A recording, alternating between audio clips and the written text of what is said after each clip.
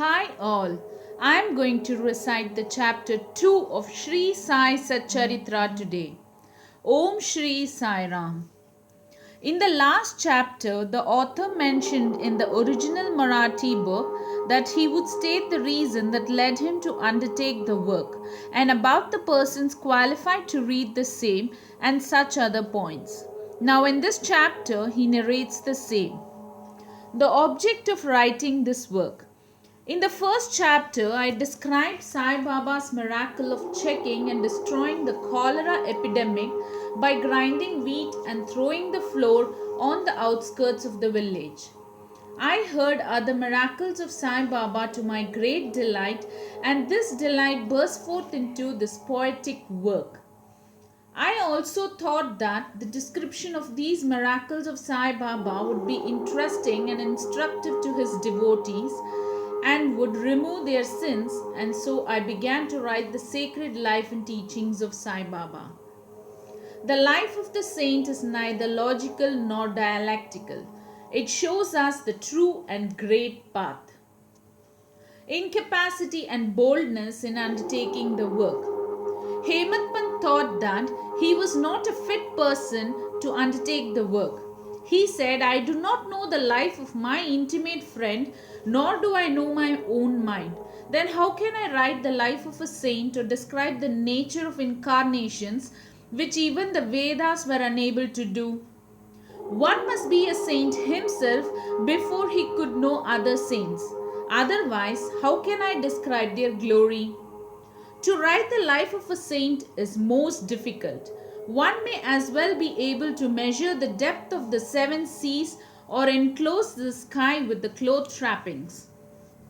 I knew this was the most venturous undertaking which might expose me to ridicule. I therefore invoked Sai Baba's grace. The premier poet, saint of Maharashtra, Shri Dhyaneshwar Maharaj, has stated that the Lord loves those who write the lives of saints. The saints also have their own peculiar method of assigning the service which the devotees long for. The saint inspires the work, the devotees become only an indirect cause or an instrument in achieving the end. For instance, in 1700 Shaka year, the poet Mahipati aspired to write the lives of saints. Saints inspired him and got the work done. So also in 1800 Shaka year, Dasganu's service was accepted. The former wrote 4 works, Bhakta Vijaya, Santa Vijaya, Bhakta Leelamrit and Sant Leelamrit, while the latter wrote 2. Bhakta Leelamrit and Sant Katamrit, in which the lives of modern saints were described. In chapters 31, 32, 33 of Bhakta Leelamrit and in chapters 52 of Sant Katamrit, the life and teachings of Sai Baba are very well depicted. These have been separately published in Sai Leela magazine numbers 11 and 12, volume 17. The readers are advised to read these chapters. So also Sai Baba's wonderful Leelas are described by Mrs. Savitri Bai Raghunath Tendulkar of Bandra in a small book named Shri Sai Bhajan Mala. Dasgunu Maharaj also has composed various sweet poems on Sai Baba. A devotee named Amidhas Bhavani Mehta has also published some stories of Sai Baba in Gujarati. Some numbers of Sainath Prabha, a magazine published by Dakshina Bhiksha Sanstha of Shiradi, are also published. Then the question of objection comes in, while so many works regarding Sai Baba are extant, why should this Sacharitra be written and where is its necessity? The answer is plain and simple. The life of Sai Baba is as wide and deep as the infinite ocean, and all can dive deep into the same and take out precious germs of knowledge and bhakti and distribute them among the aspiring people. The stories, parables, and teachings of Sai Baba are very wonderful. They will give peace and happiness to the people who are afflicted with sorrows and heavily loaded with miseries of this worldly existence, and also bestow knowledge and wisdom both in worldly and in spiritual domains. If these teachings of Sai Baba, which are as interesting and instructive as the Vedic lore, are listened to and meditated upon, the devotees will get what they long for, namely union with Brahma, mastery in eightfold yoga, bliss of meditation, etc. So I thought that I should collect these stories together. That would be my best upasana. This collection would be most delightful to those simple souls whose eyes were not blessed with Sai Baba's darshan. So I set about collecting Sai Baba's teachings and expressions, the outcome of his boundless self-realization. It was Sai Baba who inspired me in this matter. In fact, I surrendered my ego at his feet and thought that my path was clear and that he would make me quite happy here and in the next world. I could not myself ask Sai Baba to give me permission for this work. So I requested Mr. Madhavrao Deshpande, alias Shyama, Baba's most intimate devotee, to speak to him for me. He pleaded my cause and said to Sai Baba, "This Anna Sahib wishes to write your biography. Don't say that you are a poor fakir and there is no necessity to write it. But if you agree and help him, he will write, or rather your grace will accomplish the work.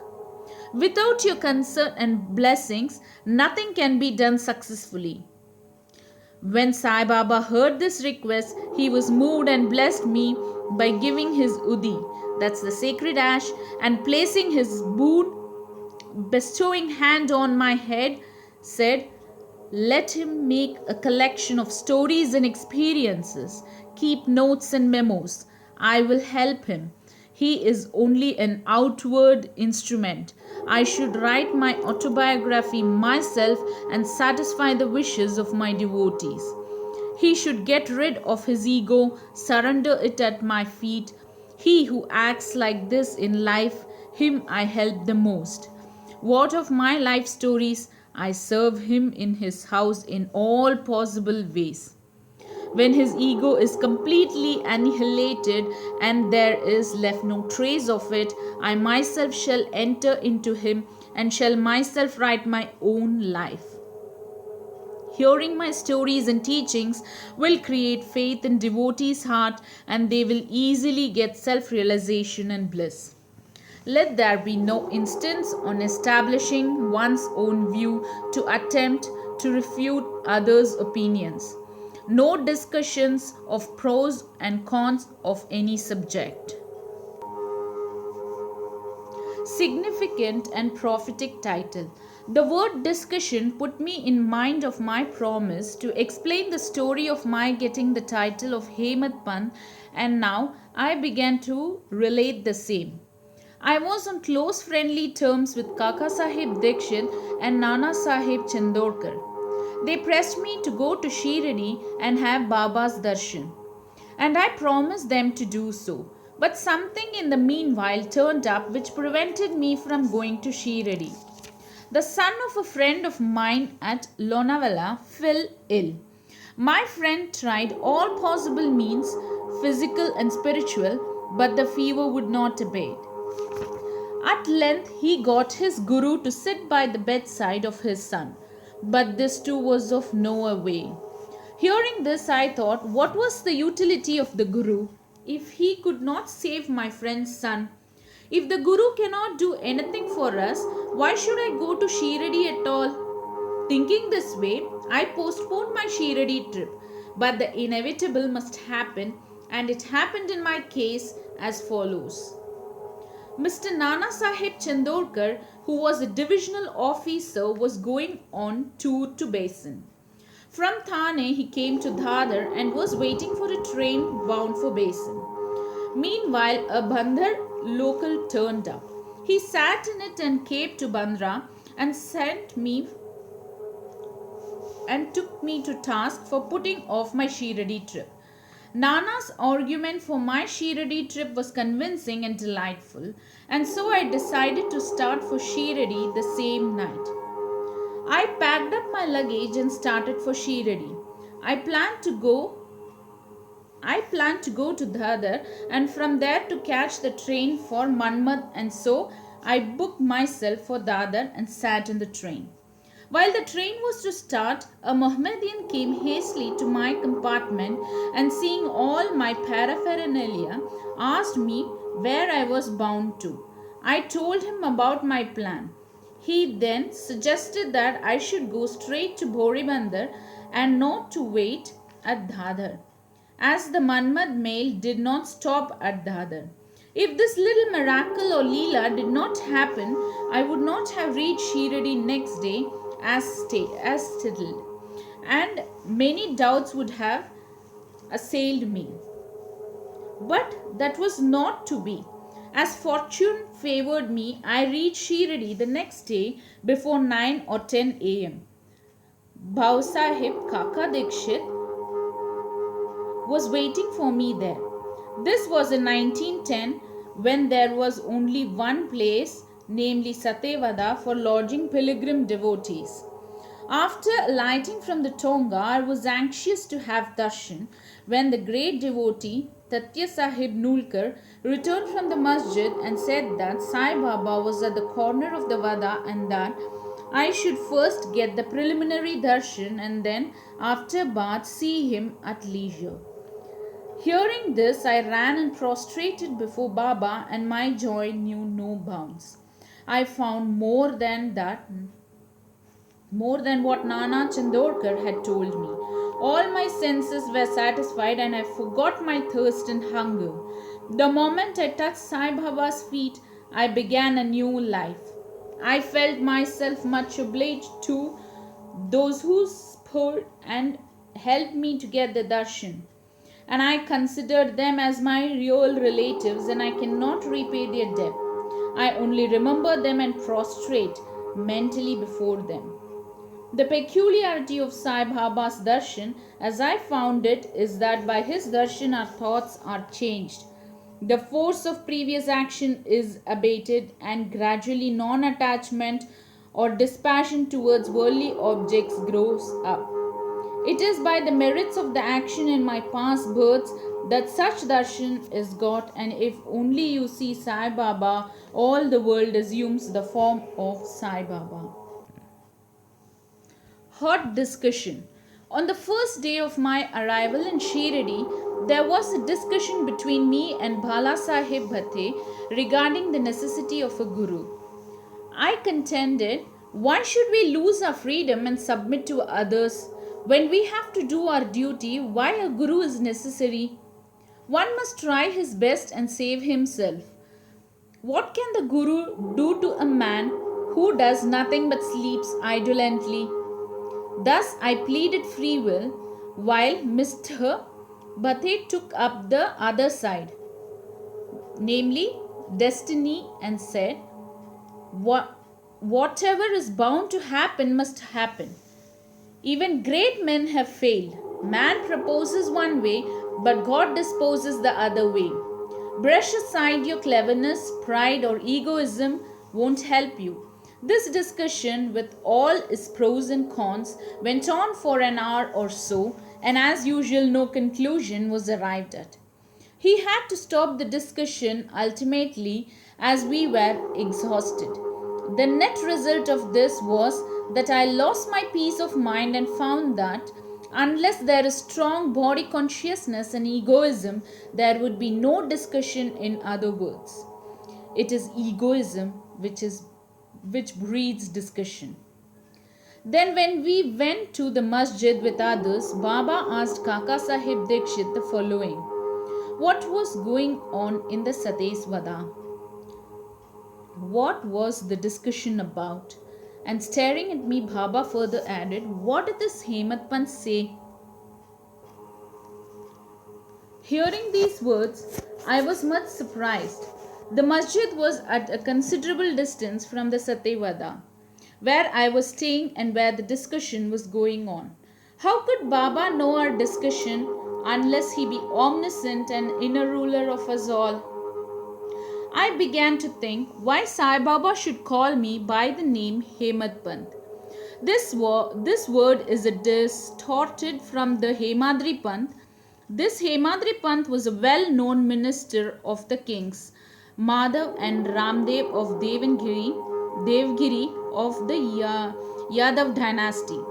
He was very learned, good-natured, and the author of works such as Chaturvarga Chintamani, dealing with spiritual subjects, and Raja Prashasti. He invented and started new methods of accounts and was the originator of the Moody, that's Marathi shorthand script, but I was quite the opposite, an ignominious and of mediocre intellect. So I could not understand why the name or title was conferred upon me. But thinking seriously upon it, I thought that the title was a drag to destroy my ego, so that I should always remain meek and humble. It was also a compliment paid to me for the cleverness in the discussion.